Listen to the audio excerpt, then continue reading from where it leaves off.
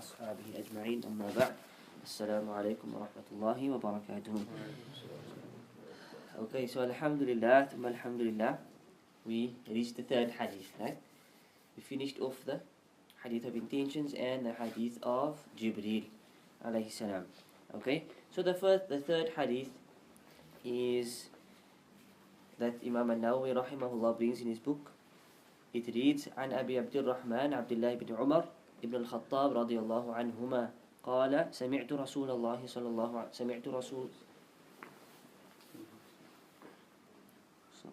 it's supposed to be Allah, right? The messenger of Allah. Yeah, it's a mistake. سمعت رسول الله صلى الله عليه وسلم يقول بني الإسلام على خمس شهادة أن لا إله إلا الله وأن محمد رسول الله وإقام الصلاة وإيتاء الزكاة وحج البيت وصوم رمضان. Okay, وصوم رمضان. This is a bit great, this. Anyways, رواه البخاري ومسلم. Okay, so the third hadith is on the authority of Abu Abdul Rahman, right? The father of Abdul Rahman, who is Abdullah ibn Umar, the son of Umar, right? His name was Abdullah. Okay, before we get to the narrator, the takhrij of this hadith, the hadith has been narrated through numerous chains from Abdullah ibn Umar, right? So it's found in Bukhari and Muslim amongst others. For example, Ahmad, An-Nasai, At-Tirmidhi, Al-Bayhaqi, and many other books. Okay, and it's also been narrated through the companion Jarir ibn Abdullah al-Bajali, right? And through him it was transmitted in the book of At-Tabarani, right? All with a Sahih chain, right? So about or rather some general comments on this hadith. This hadith is of extreme importance, for it lays down the fundamental aspects of outward submission to Allah. Okay, so if you look at the first two ahadith, إِنَّمَا الْأَعْمَالُ بِالنِّيَّاتِ, and then the hadith of Jibreel, where we spoke about Iman, where we spoke about matters of belief basically, right? All of those things are more to do with the heart, right? In terms of your belief, right? It doesn't necessarily speak about your outward actions. Yes, of course, your Iman must stem down and come and be proven through your actions, etc. But all what we discussed was matters of the heart in general, right? With regards to intention and Iman and all those things, right? Whereas now, this hadith is starting to speak about the outward aspects or the outward submission towards Allah, right? The submission is based on some foundations in a way similar to a structure. That's why the Prophet used the word bunya. The word bunya comes from bana, which means to build. So he literally said Islam is built upon 5 things, right? So he is describing Islam like we would describe a house, something which is built upon a foundation, right? So we're talking about this foundation of al-Islam, right? If the person fulfills these aspects, he has laid down a solid ground or foundation for his religion as a whole. The other acts of Islam are completions or finishing touches to this excellent foundation. However, if a person is lacking in any of these pillars, then the entire structure may be threatened, as shall be discussed in the commentary. So we find that these are the things which hold up your deen, right? Everything else is finishing touches, man. It's add-ons. It's not as important as this, right? So if there's a problem in your foundation, then basically your whole deen is now shaky, right? Your whole deen can fall flat, right? So about the narrator, Abdullah ibn Umar ibn al-Khattab, right? He was the oldest son of Umar. Abdullah ibn Umar was the oldest son of Umar, right? And he was one of the most outstanding younger companions. So he embraced Islam with Umar, but he was too young for the battle of Badr, although he participated in all the other battles of the Prophet ﷺ, right? And he was known for his extreme piety. He avoided all the political strife of his time. So remember, he was a young companion, so he lived much longer than Umar and Abu Bakr and others. So he saw towards the end of his life lots of politics, etc. But he took himself away from that and he focused on his ibadah. He was also known for his piety and strict imitation of prophetic precepts, right? He was one of the Sahaba that was known to be the most strict in following the Sunnah, being the most almost severe in following the Sunnah. So much so that there were things that is not even considered to be a Sunnah, but he would still do it. Why? Because he saw the Prophet ﷺ do that thing, right? So, little side note here, in terms of the actions of the Prophet ﷺ, not everything he done is necessarily regarded as a sunnah. Not everything he done is regarded as a sunnah. So we could basically divide it into three, right? His actions. Number one, that which he done as an act of worship, that which he done seeking the reward of Allah. That is undoubtedly would be established as a sunnah, right? So he did this like this, salah, he did zakah, he did charity like this.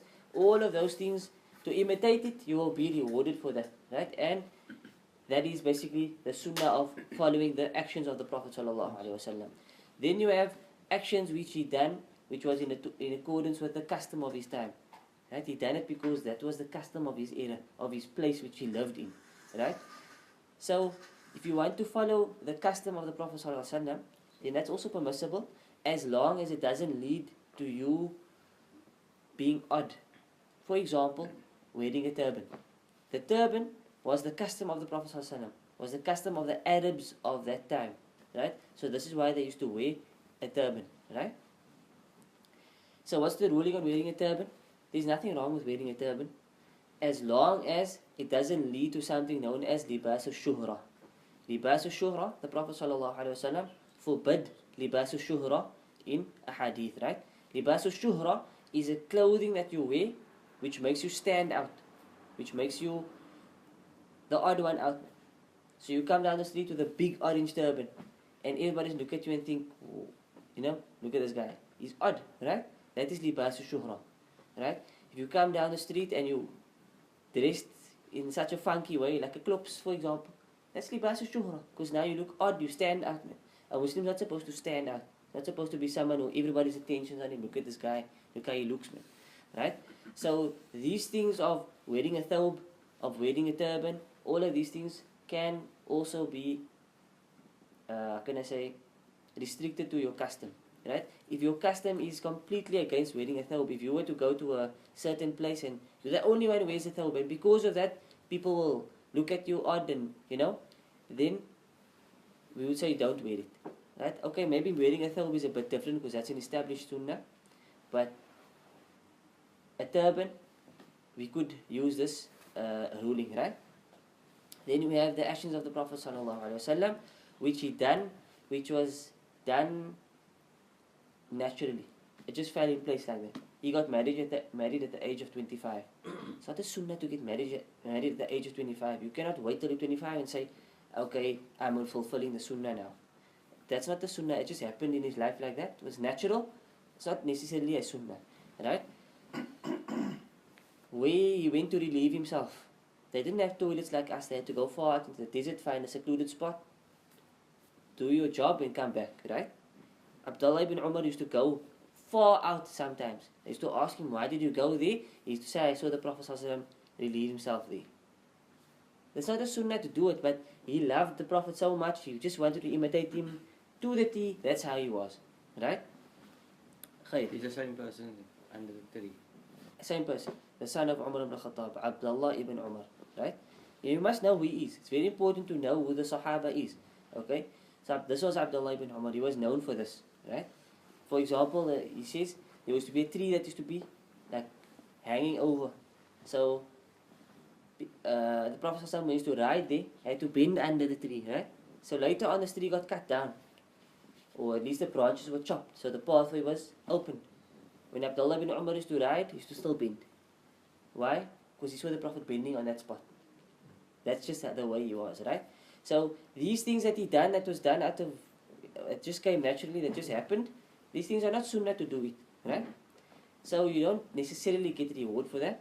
However, the reason we won't say, obviously, this was just his extreme love that he had for the Prophet ﷺ that led him to doing these actions.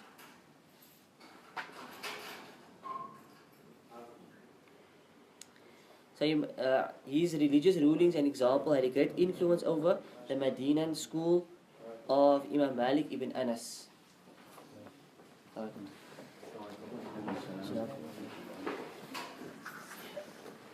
Right? And this goes back to the history of Islam, right? Basically, way back, there used to be two schools of thought, right? The Ahlul Hadith and the Ahlul Ra'i. Okay?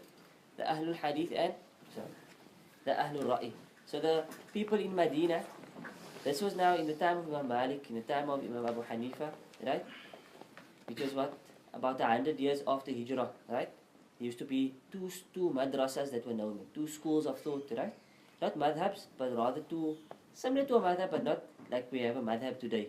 Right? So you had in Medina, you had the people of Hadith, the Ahlul Hadith. In Iraq, you had the people of opinion, of reasoning, right? So, if you look through the history of the Sharia in this, you will find that the reason why Medina was known for Ahlul Hadith is because, firstly, they had many Sahaba that were there who could narrate lots of ahadith, right? So they had access to many ahadith, right? So naturally, they would follow what they found in the Quran firstly, and then in the Sunnah, right? And also, the Sahaba that stayed there, like Abdullah ibn Umar, like Zayd ibn Thabit, they were people who stuck to the Quran and the Sunnah strictly. You with me? So they left behind this legacy, which was then followed by the Tabi'een and those who followed them. And Imam Malik rahimahullah then became the scholar of Medina, and he was known as to be the scholar of Ahlul Hadith in Medina. Right? Whereas in Iraq, things were a bit different. Right? They were affected by fitna, they were affected by this issue of fabricated hadith popping up, and they had much less narrations to deal with. Right? So that's why they became known as Ahlul Ra'i, because they had access to very little hadith. So when they had to pass a ruling, what did they do? They used their reasoning. Right? They would use what they could of the Quran and Sunnah and then rely on their reasoning. This is why, if you look now at the Hanafi madhab, they are very different to the madhab of Imam Ahmad, Imam Shafi'i or Imam Malik. Very different, because Imam Abu Hanifa often had to use his reasoning over using a text. Right? Because the others had access to much more text than he had. Right? In a nutshell, that's what happened. So Abdullah ibn Umar, the effects that he left behind was this effect that was on the school of the Ahlul Hadith, right, in Medina. He was also known as one of the four Abdullahs, who spread a great deal of knowledge in the early years of Islam. So in the early years of Islam, there were four men, all of them by the name of Abdullah, who were known for their piety and known for their scholarship. Firstly, Abdullah ibn Umar. The other one was, can you think of one? You should be able to think of at least one. Famous Sahabi. Tarjuman al-Quran. The commentator. Abdullah ibn Abbas. Right?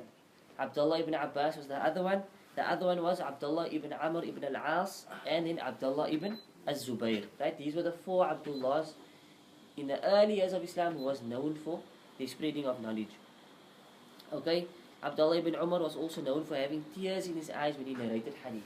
So when he narrated hadith, and again this goes back to his extreme love that he had for the Prophet ﷺ. When he narrated hadith, he was known to have tears in his eyes. And he was also a distinguished narrator of hadith. He's second only to who narrated the most hadith?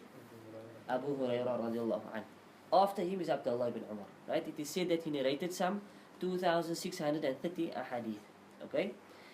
And of his students is the great Sa'id ibn al-Musayyib, Hassan al-Basri, Imam al-Zuhri, Muhammad ibn Sirin, Nafi' and many others. Right? These were the great scholars of the Tabi'een. This was the students of the son of Umar ibn Khattab, Abdullah ibn Umar. Right? Sa'id ibn al-Musayyib was probably the greatest scholar of the Tabi'een. Right? And he was the student of Abdullah ibn Umar. Near the end of his life, he lost his eyesight, and he is considered to be one of the last of the companions to die in Makkah. Right? This was Abdullah ibn Umar. Khair.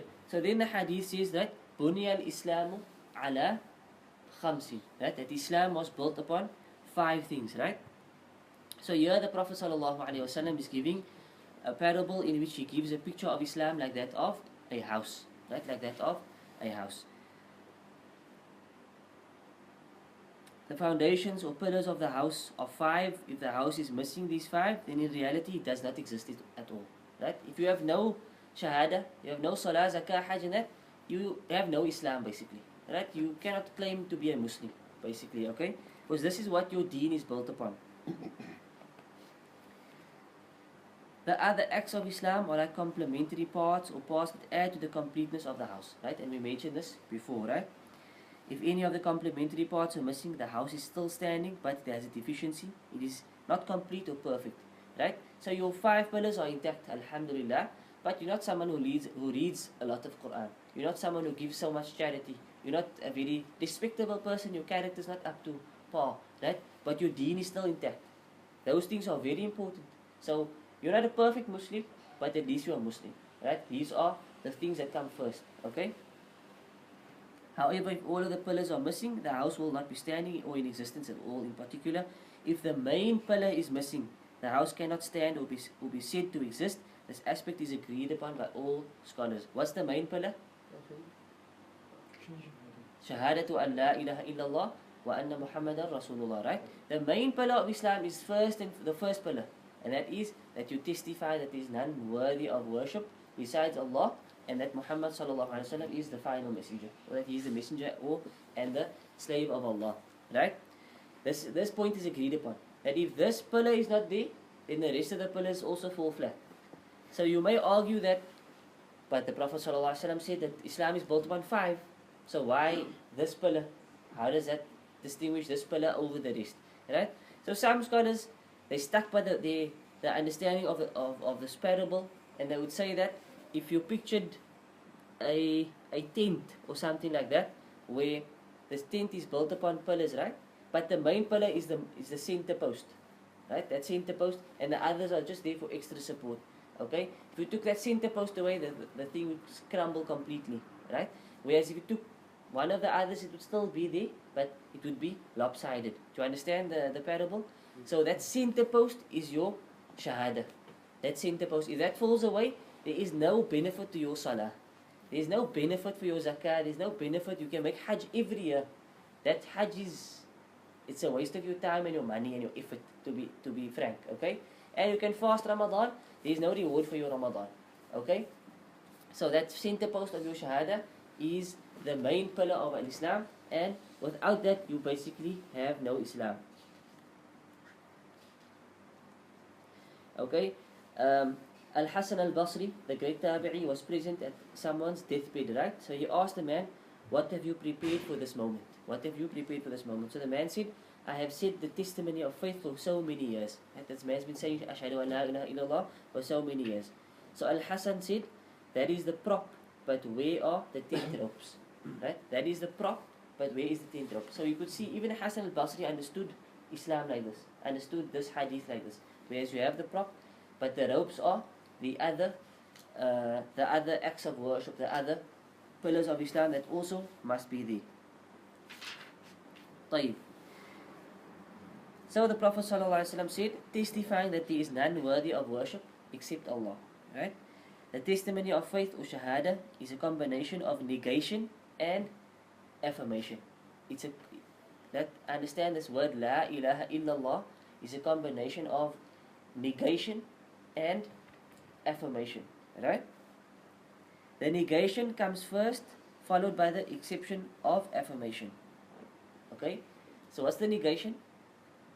There is none worthy of worship besides Allah. That's negating all types of God. Or rather, there is none worthy of worship. That's the negation. Or there is no God. If you want to be literal, there is no God. La ilaha. There is no God. That's complete negation. Which means it takes out every single ma'bud, every single ilah, every single deity, single thing that will be worshipped. You're taking it out completely. There's nothing. Then you do affirmation except Allah. Okay? So this concept of negation followed by affirmation, right, is considered the strongest form of all-inclusiveness, meaning of generality, right, where you take something out completely except that one thing, that one sole thing, right? And that's basically goes back to usul fiqh now again, this understanding of negation followed by affirmation, right? It's the strongest form of all-inclusiveness in the Arabic language, right? So the shahada therefore means, so technically what does the shahada mean? There is absolutely none worthy of worship and there is no true God except Allah and only Allah. Right? That's how. That's actually how we could translate it. Man. That's how, in terms of the Arabic, that's how strong this negation and affirmation is. There is absolutely none worthy of worship besides Allah, except Allah and only Allah. Right? That's how strong that wording of La ilaha illallah is. In essence, one is testifying to his belief in the Islamic concept of Tawheed as discussed in the previous. Right? So this comes down to what? We discussed Tawheed when we discussed and tu'mina billah, right? To believe in Allah. We discussed Tawheed al-Uluhiyyah, Rububiyyah and Asma'i wa Sifat, and we spent some time on that, right? So this obviously goes back to that, right? That is none worthy of worship besides Allah, and we discussed what is belief in Allah previously. Khair? However, there is another mas'ala that comes up, a mas'ala of utmost importance, right? A new issue which comes up, which we didn't discuss previously, which is extremely important, and that is the conditions of La ilaha illallah. Right? La ilaha illallah has shurut. It has conditions to it. It's not just that we say La ilaha illallah and it's done worthy of worship besides Allah and that's it. Right? There are conditions which ulama have extracted from the Quran and Sunnah and have said that these are the conditions to La ilaha illallah. So you say you believe in La ilaha illallah, these are the conditions that you must have before you can claim to be a believer in La ilaha illallah. Okay? So here the author Hafidhahullah, he says, Muslims know that the key to paradise is the statement, there is none worthy of worship besides Allah. We all know that's the key to paradise, right? Yet many Muslims simply rely upon the statement and believe that as long as they have said it, nothing will harm them. Okay? And we find this prevalent in society where people say, if you say La ilaha illallah, then you enter Jannah. So no matter what you do, you can bow down to a qabr, you can do anything but you say La ilaha illallah, so you will enter Jannah. Right? Well, as we're going to see, that's not exactly the case. Because of this mere verbal statement of the Shahada, people think that they will be granted paradise. However, the mere saying of the statement is not sufficient for salvation. In fact, the hypocrites used to say this. Right? The munafiqeen used to say, I testify that there is none worthy of worship except Allah, etc. Right? They used to say this. Yet Allah describes them as liars and says that they shall abide in the lowest pits of the hellfire. Right? Inna al-munafiqina fi darki al-asfali min al-nar. That verily the munafiqeen are in the lowest of the lowest pits of the hellfire. Right? So this statement or testimony is the key to paradise. We know this. However, its saying must meet certain conditions. Al-Hasan al-Basri, again, he told the person, what have you prepared for death? He replied, the testimony that there is none worthy of worship except Allah. So the man said, I prepared that La ilaha illallah, that's what I prepared. Right? So Al-Hasan said to him, that has some conditions to it. Okay? And beware of defaming chaste women. So this man that he spoke to was actually a poet who used to speak out against the pious and chaste women. This is why Hasan al-Basri also added that to what he said, right? But our point here is that when the man said that he prepared La ilaha illallah, Al-Hasan said to him, you should know that La ilaha illallah also has conditions. Right? Then the Tabi'i, Wahb ibn Munabbih, right? Wahb ibn Munabbih was also asked, isn't the statement of La ilaha illallah the key to paradise? He answered, yes, but every key has ridges. Right? Every key has or teeth. Right? Every key has ridges or teeth. So he says that if you come with the key that has the right teeth or the right ridges on it, that door will open for you. Yet if you do not have the right ridges, the door will not open for you. Okay? So this was the understanding of the Tabi'een, that La ilaha illallah is not just a verbal statement that you make. La ilaha illallah has conditions that must be there along with it. Okay, so the author says, before discussing the conditions of the Shahada, there is one more point that should be made. Some people have a tendency to take one hadith or one verse and then based on that one text make a general conclusion solely based on that one text. Right? Again, this is people, you take one hadith and because whoever says La ilaha illallah dakhal al-jannah. Whoever says La ilaha illallah enters paradise. So people will take that one hadith and that's it. You can tell them, no, but it's shurut. They're going to say what the Prophet said, whoever says La ilaha illallah dakhal al-jannah. And that's all that they want to hear. Right? But in reality, so yeah, he says one could conclude from some hadith that whosoever simply says that La ilaha illallah, he will enter paradise. But in reality, one must realize that all of the Quran and Hadith complement each other and explain one another. To find the correct position on any one question, one must bring together all of the related verses and Hadith and see what the true Islamic position is on that question. The same is true for the conditions of the Shahada. Okay, very important point that he brings up here. Okay, and this exposes many du'at in the world today, where, for example, famous celebrity speakers, very eloquent, very excellent speaker, what? He's doing tafsir. What's his qualifications? He studied Arabic. So he's doing tafsir of the Quran based on his understanding of the Arabic and a couple of books that he has read. Right? So now he's coming with his own tafsir, and tafsir which goes against the classical scholars of tafsir. Right? Why is this a result like this? Why is he going against the great scholars? Because firstly, he's not following the ulama, he's not following the scholars. Secondly, his knowledge is limited. He's not an alim, right? So to do tafsir, to do ijtihad, to pass rulings, as a student to pass rulings, you will know that the Quran is vast, right? It's one thing to know the Quran, to know tafsir, it takes years, right? To know the sunnah, it takes many years, because there are thousands and thousands of ahadith out there, right? So for you to pass a ruling based on ijtihad, you need to be able to access all of the Quran with its proper tafsir and all of the sunnah, and now you can maybe pass a ruling. So you need to reach that level of scholarship, right? Whereas people today, everyone's a mufassir, everyone's a faqih, everyone's an usuli, everyone's passing rulings because they read one hadith, right? But what we're supposed to do is, you're on the issue of the conditions of La ilaha illallah, bring us all the hadith, sit down with all the hadith, and now you pass a ruling, right? You're on the issue of tahara, bring all the hadith, then you pass a ruling, not just based on one or two narrations, okay? That's an extremely important point, because the Quran explains the Quran firstly, right? If you look at the principles of tafsir, right, you have the Quran, which is explained by other verses in the Quran, and then it's explained by the Sunnah. The Sunnah is understood by the Quran, and then it's also explained by the Sunnah. So the two are always going hand in hand. If you want to understand the Quran, you need to understand the Sunnah, right? And I'm actually alluding to one guy here specifically who openly says that he doesn't know the Sunnah. He openly says that he was accused of being a Quraniyun, right? And we don't say he is that, but he openly says that he never studied the Sunnah. The only Sunnah he studied was the 40 Hadith of Imam Nawawi. That's 40 Hadith. What about the other 100,000 men, right? But he's doing tafsir. So how can you do tafsir if you don't understand the Sunnah? Whereas the Sunnah is the second source of tafsir which explains the Quran. Okay, that's all basic principles of tafsir which unfortunately we have left behind, right? So other point I wanted to say, right? For example, Imam Ahmad ibn Hanbal, it was said that his son would say that my father memorized 1 million ahadith. Right? The son of Ahmad said, my father memorized 1 million ahadith.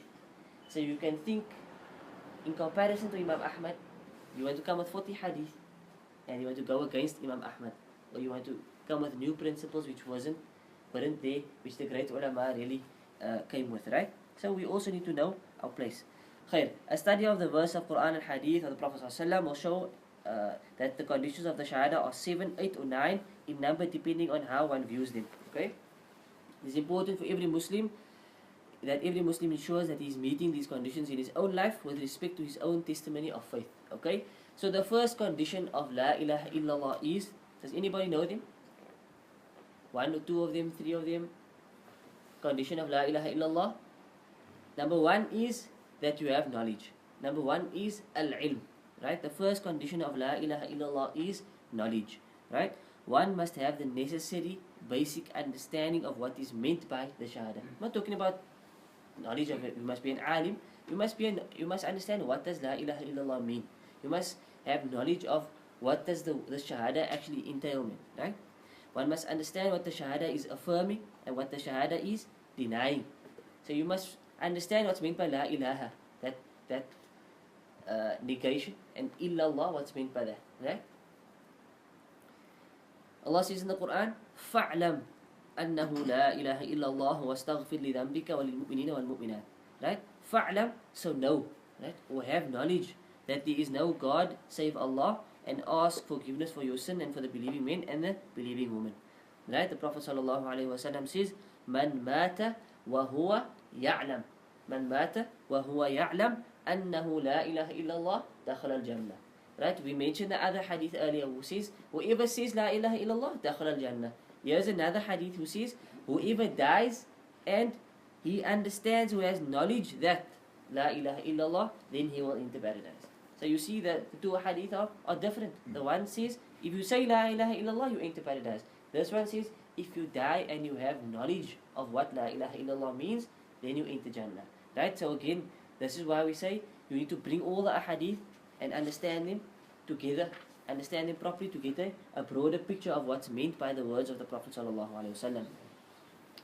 In fact, the Shahada itself is a testimony. When one testifies to something, one must know what it is that he is testifying concerning. Right? If you go to court and you testify on something, you need to understand what you're talking about. You need to know exactly what you're talking about before you can give your testimony over. The same, if you testify that there is none worthy of worship besides Allah, you must know what that means exactly.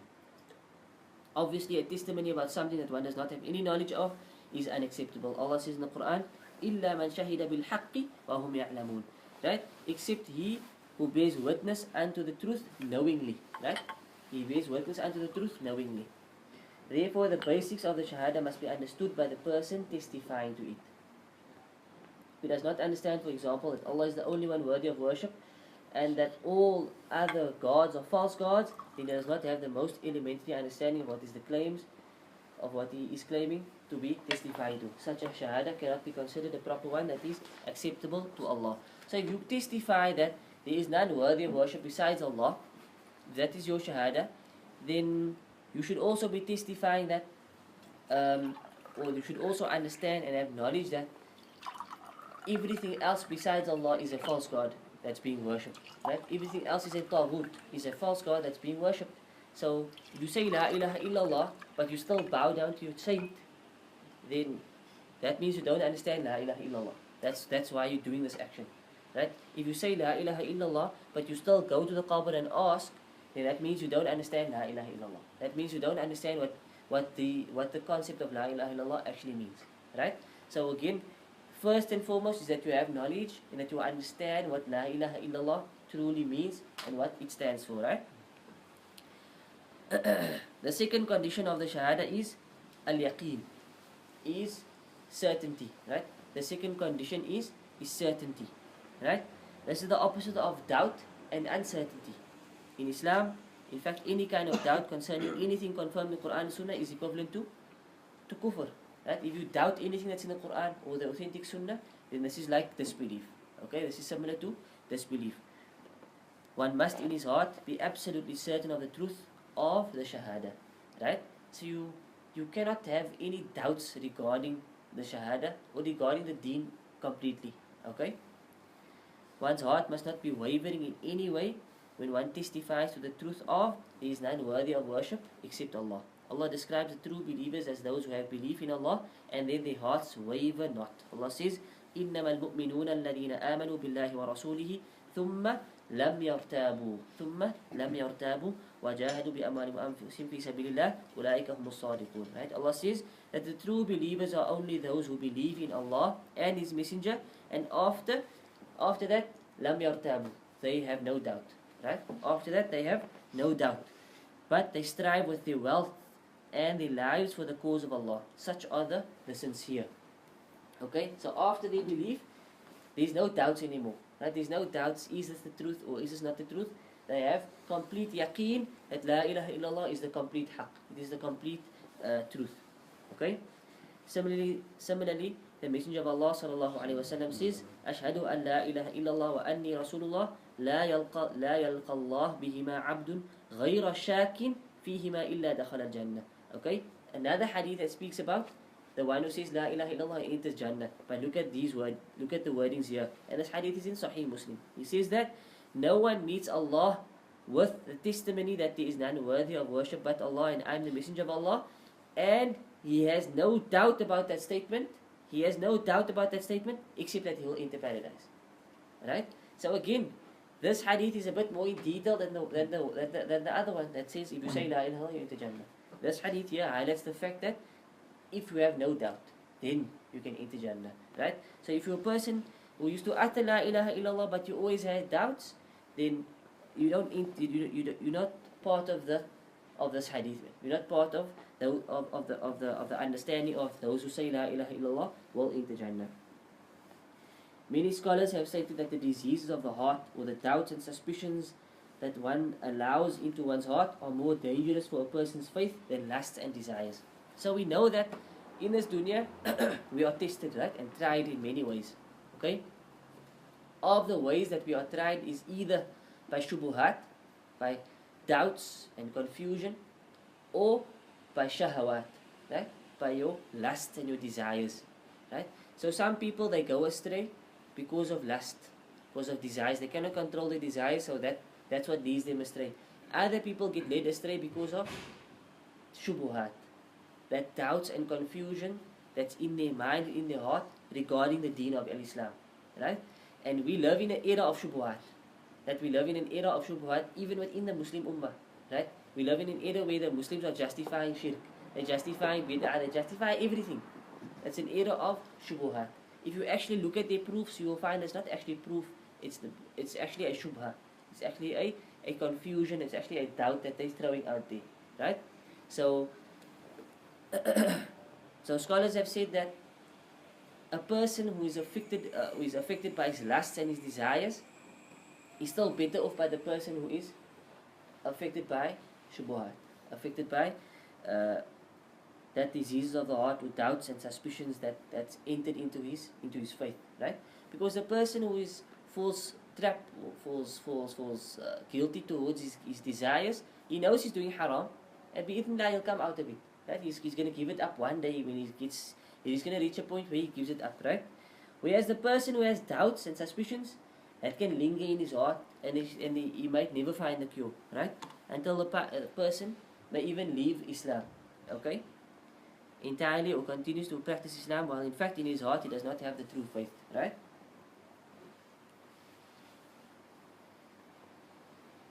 We have a friend whose brother is a murtad, right? He's a murtad. He openly doesn't believe in Allah because his father passed away and his sister passed away.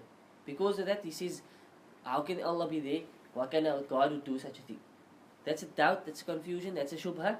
And he is openly murtad. He openly denies that there is a creator, etc. Right? So this is an example of that. And it can get, that's an extreme example, and obviously there are levels to this.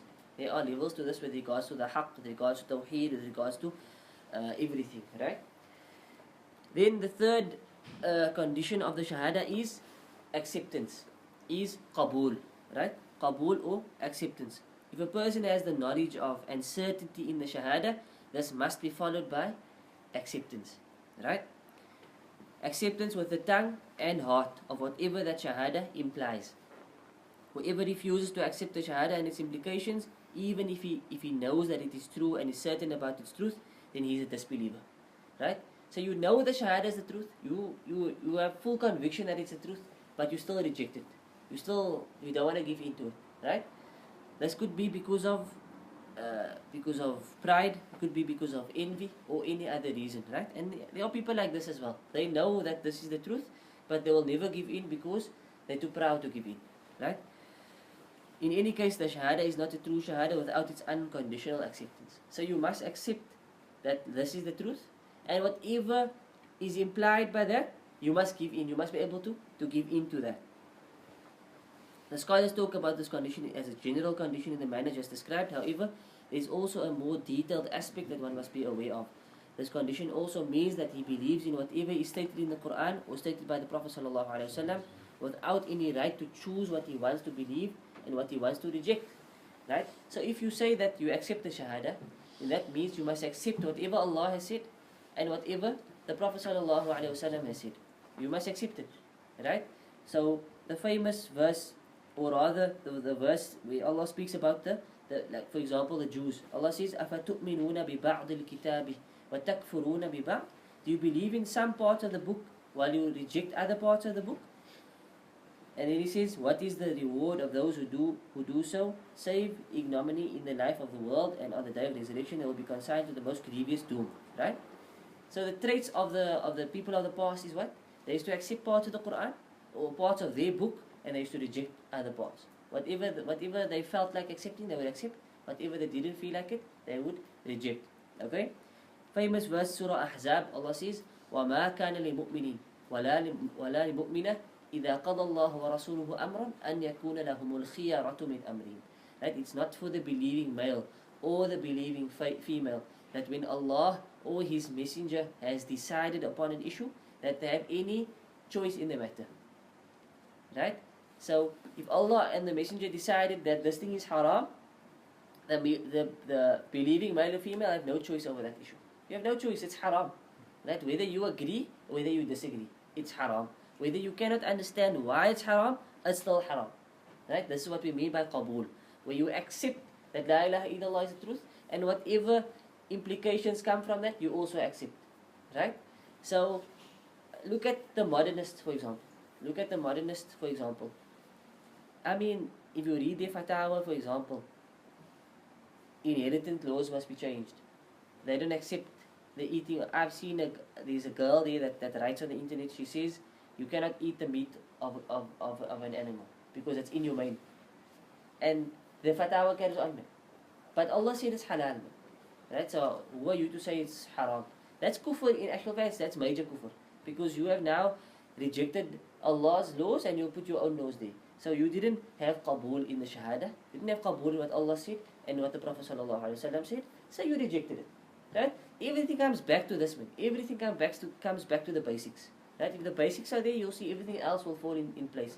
But when the basics are not there, you will see this group, that group, that group you will see that it's because the basics are not there that they fall into these major errors, right? Yeah, so that the third condition is qabul. The first one we said is al-ilm, knowledge. Second one was yaqeen, is to have certainty, full certainty that this is the truth.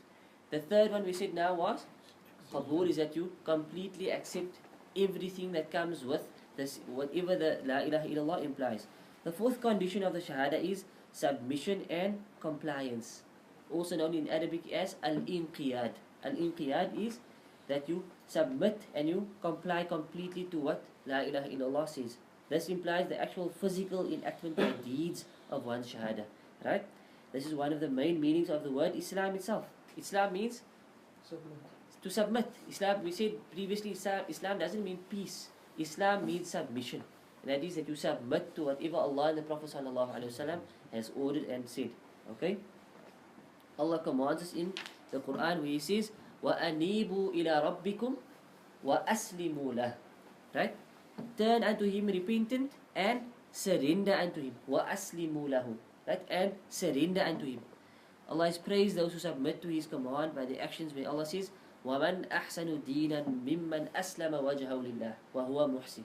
Right? مَنْ أَسْلَمَ وَجْهَهُ لِلَّهِ. Right? Who is better in religion than he who surrenders his purpose to Allah while doing good? Right? Who's better in religion? Man ahsana deenan. Who's better in his deen than the one who completely surrenders himself to Allah and he is muhsin, he does good deeds, right? So Allah has made it the condition of faith that one submits to the command of Allah and His Messenger. Allah says, فَلَا وَرَبِّكَ لَا يُؤْمِنُونَ حَتَّى يُحَكِّمُوكَ فِي مَا شَجَرَ بَيْنَهُمْ ثُمَّ لَا يَجِدُوا فِي أَنفُسِهِمْ حَرَجًا مِمَّا قَضَيْتَ وَيُسَلِّمُوا تَسْلِيمًا.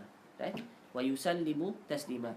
But nay, by your Lord, they will not truly believe until they make you, meaning the Messenger of Allah, a judge of what is in dispute between them, and find within themselves no dislike of that which you decide, and submit with full submission. Right? And this hadith is this ayah is a powerful ayah. Right? This ayah is one of the strongest ayah that we use to justify the sunnah. That for the justification of the sunnah, this ayah is one of the strongest ayah. Where Allah, He takes an oath. He says, فَلَا وَرَبِّكَ. He takes an oath by Himself. فَلَا وَرَبِّكَ. By your Lord. He says, but nay, by your Lord, they are not true believers until they make you, O Muhammad, a judge between them. So that you make the sunnah the judge between us. Right? If we have a dispute, put the sunnah there. Let's see what's correct. Right? فِيمَا شَجَرَ بَيْنَهُمْ. In that which they dispute over. Right? Then they find لا يجدوا في أنفسهم حرجا. They find within themselves no dislike of that which you decide. Right? So whatever the Prophet ﷺ decides in our life, whatever we find in the Quran and Sunnah, that you find no haraj, you find no dislike in yourselves, in your heart, towards that which was decided by Allah or His Messenger. And وَيُسَلِّمُ تَسْلِيمًا, and that you submit with full submission. Right? And this is obviously the fourth condition, which is that you submit. And it's very simple, very similar to qabul. Some scholars would say qabul and submission is the same thing.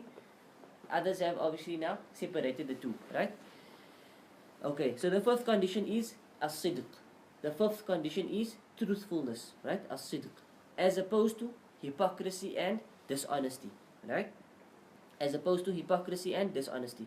This means that when one says the Shahada, he is saying it honestly and actually meaning it. He's not lying when it comes to the testimony of faith, or simply trying to deceive or fool anyone. The Prophet ﷺ says, ما من أحد يشهد أن لا إله إلا الله وأن محمد رسول الله صدقا من قلبه إلا حرمه الله على النار. Right? No one bears testimony to there being none worthy of worship besides Allah, sincerely from his heart, except that Allah makes the hellfire forbidden for him. Right? So now again, Prophet ﷺ is saying, whoever says La ilaha illallah, whoever submits to La ilaha illallah, but now he puts another condition, which is sidqan min qalbihi, right? Sincerely from his heart. Whoever does that sincerely from his heart, then Allah will save his face from the hellfire. Okay? Most people have heard of those who say the testimony of faith, yet they are not saying it honestly. So there have always been people who say the shahada, but they're actually not honest about it. For example, the munafiqeen, once again, right? They do not believe in it. They are simply saying it in order to protect themselves or to get some gain from doing so. These are the hypocrites. Allah has described them in the opening of the Quran with the following words. Right? First page of Surah Baqarah, Allah says, وَمِنَ النَّاسِ مَنْ يَقُولُ آمَنَّا بِاللَّهِ وَبِالْيَوْمِ الْآخِرِ وَمَا هُمْ بِمُؤْمِنِينَ. Right? And from the people are those who say, آمَنَّا بِاللَّهِ, we believe in Allah, وَبِالْيَوْمِ الْآخِرِ, and in the last day, وَمَا هُمْ بِمُؤْمِنِينَ, but they're not believers. Right? But they say they're believers, but Allah is saying they're not believers. They are only those who utter the words of La ilaha illallah. يُخَادِعُونَ اللَّهَ وَالَّذِينَ آمَنُوا وَمَا يَخْدَعُونَ إِلَّا أَنفُسَهُمْ وَمَا يَشْعُرُونَ. Right? They think to fool Allah, to beguile Allah and those who believe, but they beguile none but themselves. And they perceive not. In their hearts is a disease. فِي قُلُوبِهِمْ مَرَضٌ. In their hearts is a sickness or a disease. فَزَادَهُمُ اللَّهُ مَرَضًا. Then Allah increases their sickness or their disease. A painful doom is theirs because they are liars. Right? وَلَهُمْ عَذَابٌ أَلِيمٌ بِمَا كَانُوا يَكْذِبُونَ. Okay? Beginning of Surah Baqarah, I'm sure most of us know this ayat out of our heads. Okay, so the shahada of those who become Muslims only to benefit from being Muslim, and not because they believe in Islam will be rejected by Allah in the year after. They will face a painful punishment due to their lying. Right? So when you say La ilaha illallah, you must be sincere and truthful in that. Right? The sixth condition is a pure sincerity or ikhlas. That you are completely sincere and that you have ikhlas. When one declares the shahada, one must do that solely for the sake of Allah. One must not do it for any other reason or anyone else's sake. In this manner, the meaning of purity is the opposite of shirk or ascribing partners with Allah. Again, it comes back to the whole issue of Tawheed al-Uluhiyyah. Right? Tawheed al-Uluhiyyah, even, which we said is the Tawheed of worship. Right? Where all your worship is done solely for the sake of Allah. Right? Even your testimony of faith, that's also an act of worship. Right? That must also, first and foremost, that must also be done solely for the sake of Allah. Right? So when you say La ashhadu an la ilaha illallah, you say that for Allah's sake. You don't say that for your parents. You don't say that for your family. You don't say that for your community. Right? Allah says in the Quran, فَاعْبُدِ اللَّهَ مُخْلِصًا لَهُ الدِّينَ. Worship Allah, making the religion purely for Him. Right? And we discussed many of the ayat previously regarding sincerity, regarding Tawheed, etc. It's the same ayat. وَمَا أُمِرُوا إِلَّا لِيَعْبُدُوا اللَّهَ مُخْلِصِينَ لَهُ الدِّينَ. And they were not commanded except مُخْلِصِينَ لَهُ الدِّينَ, to be sincere in their deen. The Prophet ﷺ said, إِنَّ اللَّهَ قَدْ حَرَّمَ عَلَى النَّارِ مَنْ قَالَ لَا إِلَهَ إِلَّا اللَّهِ يَبْتَغِي بِذَلِكَ وَجْهَ اللَّهِ. Right? Allah has forbidden the hellfire for anyone who says there is none worthy of worship except Allah, and says so desiring the face of Allah. Right? So he says so desiring the face of Allah. This hadith is again in Sahih Muslim. Right? So the author says this is something that all Muslims should think about, especially those who grew up in Muslim families and were born Muslim. Everyone should be clear to himself that he is Muslim only for the sake of Allah. A Muslim cannot be a Muslim for the sake of his parents, his friends, his family, his community, or a worldly goal. It must be clear in the mind that one is a Muslim for the sake of Allah first, last and only. Right? Again, we were just brought up Muslim. We were always brought up to say Shahada before you sleep, say this, say that. Right?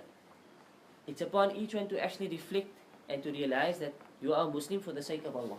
Not because you are brought up a Muslim, not because of your parents, not because of your community, not because of the Muslim school you maybe went to. You are Muslim for the sake of Allah, and that's it. Right? So everything you do is for the sake of Allah. All that you sacrifice is for the sake of Allah. The hardships that you may face by your family, Allah comes first. Because you know what? I'm a Muslim for Allah. Right? So everyone should reflect on that. The seventh condition is love or al-mahabbah.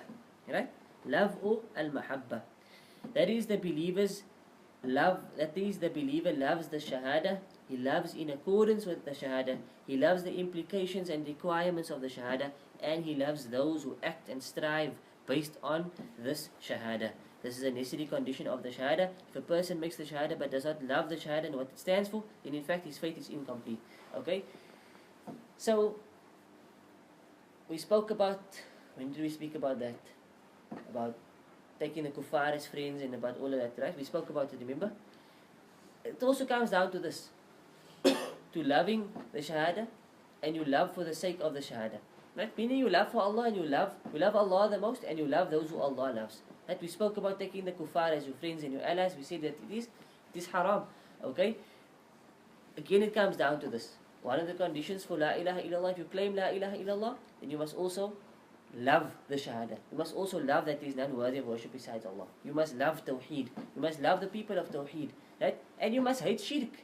And you must hate the people of Shirk. It comes with understanding La ilaha illallah. Right? You must love the muwahideen, those people of Tawheed. You must love them. That if you claim La ilaha illallah, this is an implication of that. Okay? It's not the faith of a true believer if he has no love for the Shahada, or if he actually feels hatred for it, he has negated the Shahada. If you in your heart you don't actually love this concept of Tawheed, then in fact you have negated your Tawheed. Okay? The true believer puts no one as an equal to Allah in his love. Right? The true believer, he loves no one more than he loves Allah. Okay? Allah says in the Quran, وَمِنَ النَّاسِ مَن يَتَّخِذُ مِن دُونِ اللَّهِ أَنْدَادًا يُحِبُّونَهُمْ كَحُبِّ اللَّهِ. Hub is love. Okay? وَمِنَ النَّاسِ, and of mankind are some of them who يَتَّخِذُ مِن دُونِ اللَّهِ أَنْدَادًا. They take unto themselves objects of worship which they set as rivals to Allah. Right? What do? يُحِبُّونَهُمْ كَحُبِّ اللَّهِ. Loving them with a love like that which is due only to Allah. Right? So they take partners unto Allah. How did they take a partner? A partner in terms of their love. Right? Where was their loyalty in terms of their love? Was it for Allah or was it for other than Allah? Right?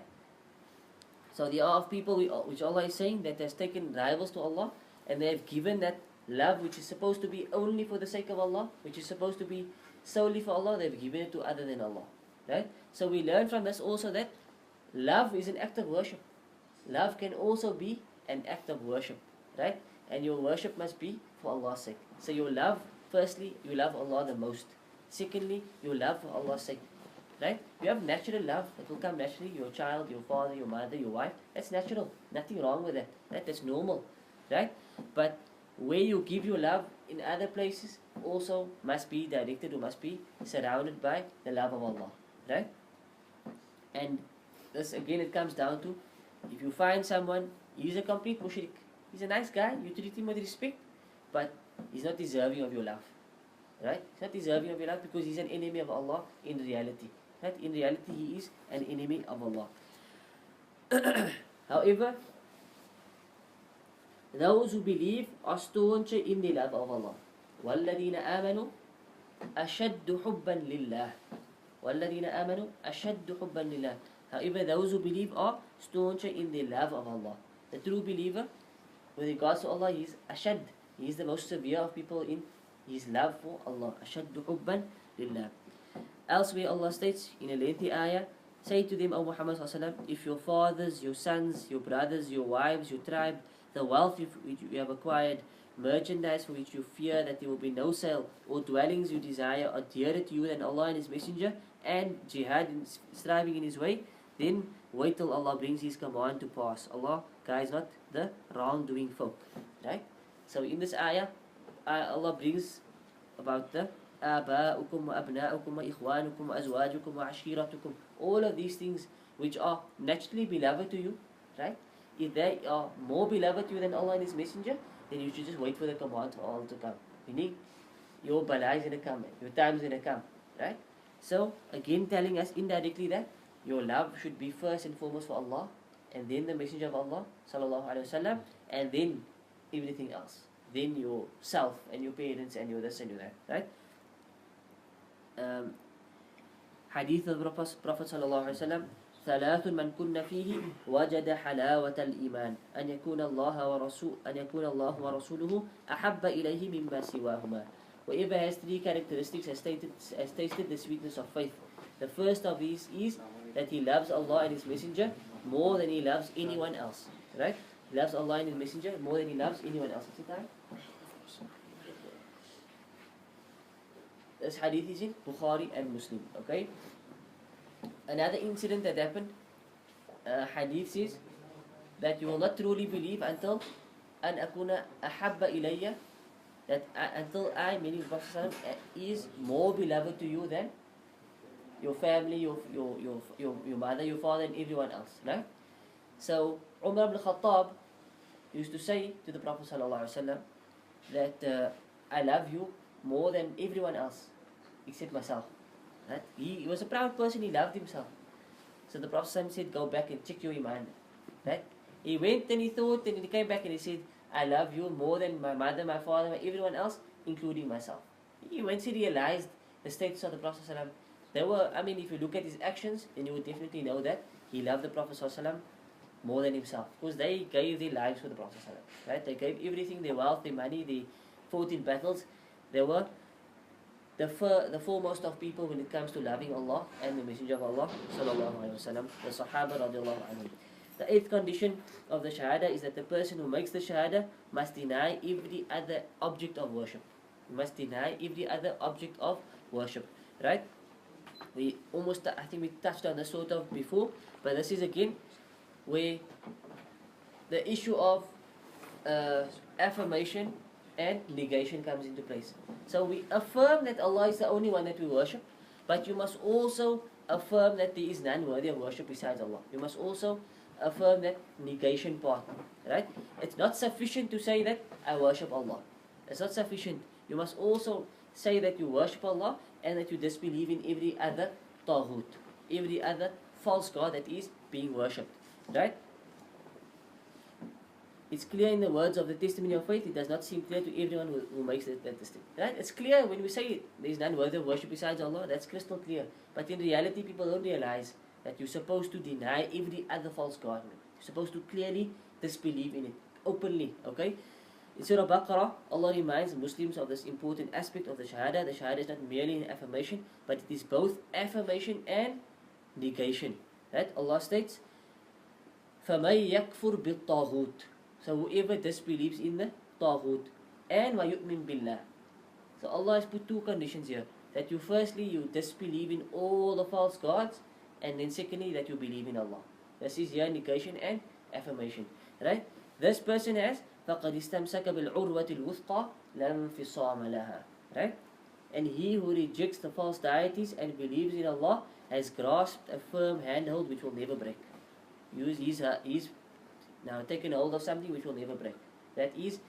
This basically is La ilaha illallah. That is that you disbelieve in all the false deities and that you believe in Allah. The Prophet ﷺ emphasized this point when he said, مَنْ قَالَ لَا إِلَهَ إِلَّا اللَّهِ وَكَفَرَ بِمَا يُعْبَدُ مِن دُونِ اللَّهِ حَرُمَ مَالُهُ وَدَمُهُ وَحِسَابُهُ عَلَى اللَّهِ. Whoever says that there is none worthy of worship besides Allah and denies whatever is worshipped besides Allah. Explicitly stated by the Prophet ﷺ. Whoever you testify that there is Allah and you deny anything else that is worshipped besides Allah, then his wealth, blood, malu wa damuhu, and his accounting will be protected by Allah. His wealth, his blood, and his accounting, meaning the accounting of his deeds, will be protected by Allah. Hadith in Sahih Muslim. Right?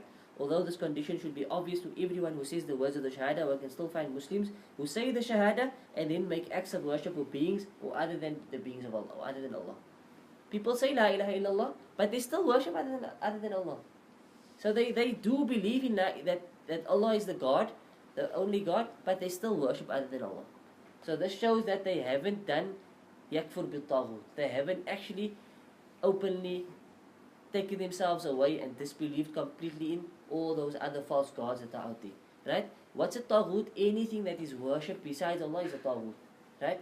Anything that is worshipped besides Allah and that thing is happy with that worship. So for example, if you say that Jesus is worshipped, is he now a false god? He's not happy with that worship. Right? He's not happy with that worship. So technically he is obviously free from those who worship him, right? Obviously. So anything that is worshipped besides Allah and that person or thing is happy by that worship, then he is a taghut, right? He is a false god. So one can find them going to the graveyards and worshipping those in the graves. They will perform acts of worship, not for the sake of Allah, but for the sake of the dead saints, meaning the awliya in the grave, right? I just came from Durban. I can tell you what I saw in Durban. Wallahu musta'an. If you think the Sufis are bad here, then that's on another level, man. Right? And I took videos and stuff. I went to the Kramats and I went to see, just so that I can see it for myself. And it's bad, man. Right? These graves, people are prostrating on the graves, people are putting their heads on the grave, making dua there. It's open shirk, right? In fact, the one masjid I went to, the grave is in the masjid. It's not even outside the masjid. You know, you have a BB, at least it's outside the masjid. The grave is in the masjid. It's right there. Okay? So, these things are true, man. Right? I sat with the old people who tell me straight, when you make the dua, don't forget your murshid. When you make dua, it's powerful, Allah will accept it, but don't forget the peer. Right? So all the du'as is to other than Allah. Right? It's openly, man. And they tell you openly there, yeah, the Sufi will still not tell you, man. You don't know what you're upon. But there it's open. Right? So, these things are, that's the truth what we're speaking here, right? Where people, like, they say La ilaha illallah, but they don't realize what it means. They don't, firstly, there's no ilm. Right? They probably are sincere, they probably are truthful, but in reality they don't understand what they're saying, and they don't fulfill many of these conditions of yakfur bil taghut, where they completely take themselves away from everything else that is worship besides Allah. The ninth condition, which I think is the last of the Shahada, is that the Muslim adheres to the Shahada until he dies. Right? Until you die, this must be your way of life. Right? Ya ayyuhalladhina amanu ittaqullaha haqqa tuqatih وَلَا تَمُوتُنَّ إِلَّا وَأَنْتُمْ مُسْلِمُونَ. Oh, you believe, fear Allah as He ought to be feared, and do not die except وَأَنْتُمْ مُسْلِمُونَ, except that you are Muslimun. Okay? My time's up. Let's come on with that. Okay, so next week we will do the next part of the hadith, which is that Muhammad is the messenger of Allah, and we can probably do salah and zakah as well next week. Ta'ala. The eighth one was that you deny all the false gods. The ninth one was that you do it until you pass away.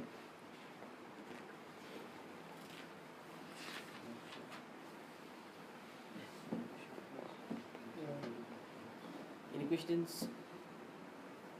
You're talking about La ilaha illallah. You're not maybe referring to you are non-Muslim and you're increasing. When saying La ilaha illallah allows you to incur. Say again? When people refer to say La ilaha illallah and you would enter Jannah, are they perhaps not referring to a non-Muslim saying it? And that negates his past and therefore he'll enter Jannah. Maybe. I mean, in an instant, if someone says La ilaha and he dies, and then, yeah, you can enter Jannah, but what I'm saying is people, I've heard sheikhs in the society say it. Okay, Don't say it. He says La ilaha illallah, he said La ilaha, he says we all one ummah, he said La ilaha, but La ilaha was not just to say La ilaha. It has, like Wahab ibn Munabbi said, it has ridges. Every key has ridges, man. If you want to actually... Ashhadu Allah is the same thing. Sorry? La ilaha illallah and Ashhadu an la ilaha illallah. Yeah, But ashhadu usually just when means, they say the Shahada, when they say Ashhadu an la ilaha, yeah, but ashhadu means I I believe. testify Yeah. or I believe. So that's not Isn't the true statement is actually La ilaha illallah Muhammad Rasulullah. That is the crux of the matter. It's not ashhadu is there, but that just means I believe or I be witness or I But we have testify. seen people take embrace Islam and they always make them recite Ashhadu an la ilaha illallah. It just means I believe that there is none worthy of worship.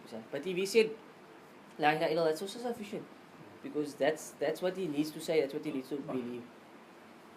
Isn't the common error, whenever it's locally, the understanding of Shahada is that when you ask the layman, you would allude to that there is no God, or at least there's only one God. Yeah. But when you would leave out the part, there's no one worthy of worship except Allah. Yeah. For this reason, you would find, they easily go into this big shirk, or major shirk, or small shirk. Because of the correct Understanding of the word. of the Shahada. Yeah. You can maybe just look at the Shahada, you say, no, you only believe that there's one God, there's not many gods. But the main issue actually is that we denounce all other forms of worship and only single out all Allah to be worshipped. 100%. That's correct. If you ask someone what does La ilaha illallah mean, they'll say there is no God but Allah. Right? Technically it is right. There is no God but Allah, but in reality there are false gods, man. Right? So a more accurate statement would be La ilaha illallah bima'ana la ma'budu bihaqqin illallah. That there is none truly worthy of worship besides Allah. Right? So other people are being worshipped, other things are being worshipped, right? When you worship something, you make him a god, right? So we're saying that they are false gods, right? But obviously they're not worthy of worship because only Allah is truly and solely worthy of worship. So what he's saying is that when you don't understand the translation of it properly, then that will automatically they will say there's no God but Allah, so Worship what you want. not worship, yeah. I mean, if you ask, for example, if you ask the guy that's making tawassul by the qabr, he's gonna say, I'm asking, I believe Allah is gonna give me the stuff, but I'm just asking via. Piggy. But now if you look at the Prophet's uncle before he passed away, didn't he tell his uncle just say La ilaha illallah? Yeah. And I'll argue a case with Yeah. So for example, one of the conditions was qabul, that to accept. So Abu Talib, he had certainty, he had knowledge that this is the truth. He knew that the Prophet ﷺ is speaking true. He knew his nephew is not lying, he knew his nephew is truthful, but he didn't accept. He didn't have qabul, he didn't accept, right? He didn't submit, he didn't accept, so he died as a kafir. So on his deathbed, the Prophet said, say la ilaha illallah, say la ilaha illallah, say, submit to it, man, have accepted. But he didn't. And then he said, he's going to die on the religion of his father, who was Abdul Muttalib, the Prophet's grandfather. And he died upon that religion. And he died as disbeliever. And then the ayah was revealed, إِنَّكَ لَا تَهْدِي مَنْ أَحْبَبْتَ. Really, you cannot guide those who you love. لَكِنَّ اللَّهَ يَهْدِي مَن يَشَاءُ. The common issue with the example that we use is that the difference of the people in the time of the Mushriks in the time of Muhammad sallallahu alaihi wasallam and our people today is that they understood what the Shahada was. And for that reason, it was not easy maybe to say it. As for today, they will easily say it, but maybe they don't have the true meaning of what it means. Yeah. With love. There's a question of the you love Allah, and Rasul Sallallahu and the rest of the Anbiya. And you love the Sahaba more than you love your own parents as well.